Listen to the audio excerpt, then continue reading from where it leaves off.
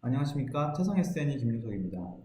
자, 이번 시간에는 NCS 19.2 업그레이드 내용들 중에서 LS 다이나와 익스플리시트 다이나믹스에 대해서 설명드리도록 하겠습니다. 자, 먼저 워크벤치 LS 다이나 업그레이드 내용들에 대해서 설명드리도록 하겠습니다. 자, 이번 업그레이드에서는 총 6개의 옵션이 추가가 되어졌고요. 그에 대해서 자세히 알아보도록 하겠습니다. 자, 먼저 본디드 컨택에서 NPC 옵션이 추가가 되어졌습니다.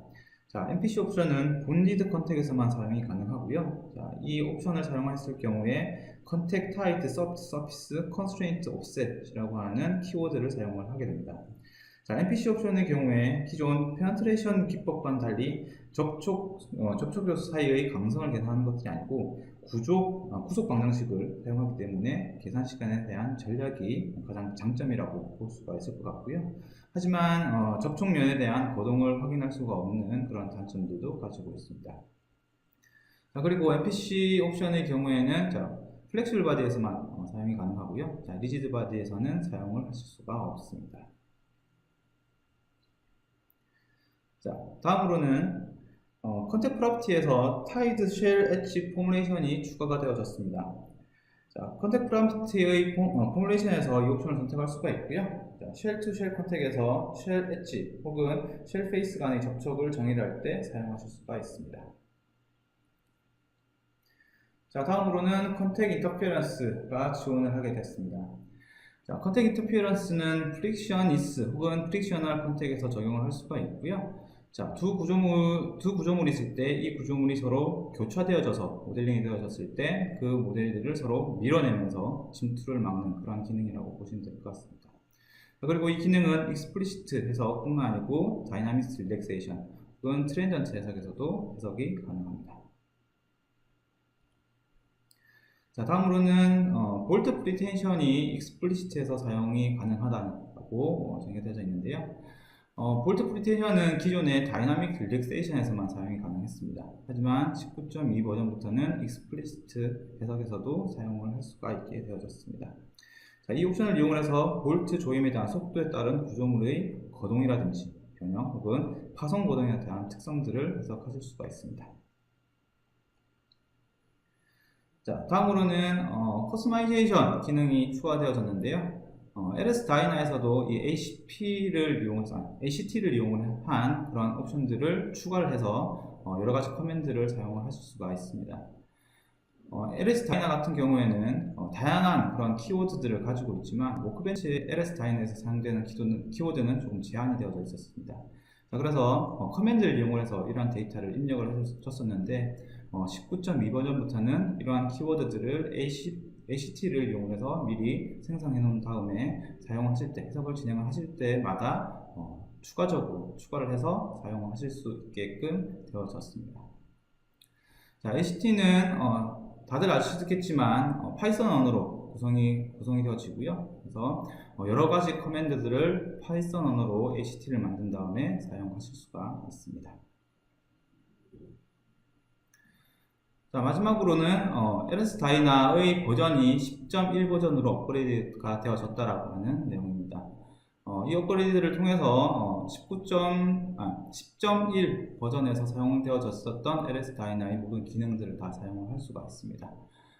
이 버전에 대해서는 LS 다이나 공식 홈페이지에서 확인이 가능하십니다. 자, 다음으로는 익스플리시트 다이나믹스에 대한 업그레이드 내용 설명드리도록 하겠습니다. 자, 익스플리시트 다이나믹스에서는 총 4개의 옵션이 추가가 되어졌습니다. 자, 첫 번째로는 익스터널 데이터를 이용해서 압력 데이터, 프레셔 데이터를 추가를 할 수 있는 기능들이 추가가 되어졌습니다. 자, 이 기능을 통해서 폭발화 중에 대한 특성들을 계산할 때 주로 많이 사용이 될 거라고 생각이 되고요. 기존 익스터널 데이터를 사용하는 항목과 동일하게 적용을 하실 수가 있습니다.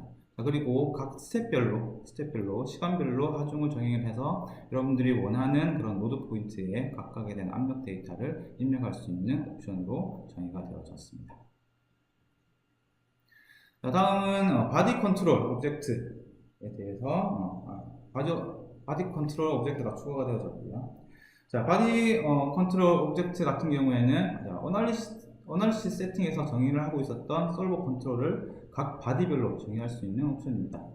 자, 바디 컨트롤에서는 자, 빔, 쉘, 솔리드 엘리먼트에 대한 각각의 솔버 옵션들을 컨트롤하게 될 것이고요. 각 바디별로 컨트롤이 가능하기 때문에 보다 구체적인 엘리먼트 구성이 가능하게 됐습니다. 자, 기본 설정은 어널리시스 세팅의 프로그램 컨트롤들과 동일하게 사용할 수가 있고요. 바디 컨트롤 세팅이 글로벌 어널리시스 세팅보다 우선적으로 정의가 됩니다. 자, 다음으로 19.1 버전부터 스텝별로 하중을 적용할 수가 있게끔 되어졌었는데요. 자, 19.2 버전부터 스태틱 댐핑들도 각 스텝별로 적용을 할 수가 있게끔 옵션이 추가가 되어졌습니다. 자, 이 옵션을 이용해서 각 스텝별, 시간에 따른 댐핑력을 개별적으로 정의를 해서 보다 구체적인 그런 결과 데이터를 산출할 수 있는 옵션들이 추가가 되어졌습니다. 자, 마지막으로 익스터널 모델을 지원하게 됐었는데 19.0 버전부터 LS 다이나의 키워드 파일을 익스터널 모델을 이용해서 불러들여지게 되어졌습니다. 근데 요거에 대한 추가적으로 나스트랑 아바쿠스, 그다음에 MLPDL 데이터들도 이 FE 모델, 익스터널 모델을 이용해서 불러들여지게 되어졌었고요. 다음에 익스터널 모델로 불러들일 수 있는 데이터는 지오메트리에서는 2D와 3D 형상, 그 다음에 빔, 쉘, 솔리드라는 모델들, 그 다음에 리지드, 플렉시블 바디, 그 다음에 서프레스드 바디, 머티리얼, 그 다음에 빔 크로스 섹션에 대한 특성들을 불러들어 올 수가 있고요. 모델에서는 단위계, 그 다음에 좌표, 메쉬, 네임 셀렉션, 쉘 티크니스, 컨택, 그 다음에 리모트 포인트에 대한 데이터를 가지고 올 수가 있습니다. 하지만 스프링, 그 다음에 포인트 매스 혹은 오토딘에서 정의를 했었던 컴포넌트 시스템에 대한 데이터들은 가지고 올 수가 없습니다. 자, 지금까지 ANSYS 19.2 LS 다이나와 익스플로리스 다이나믹스에 대한 업그레이드 내용들 설명드렸습니다. 시청해주셔서 감사합니다.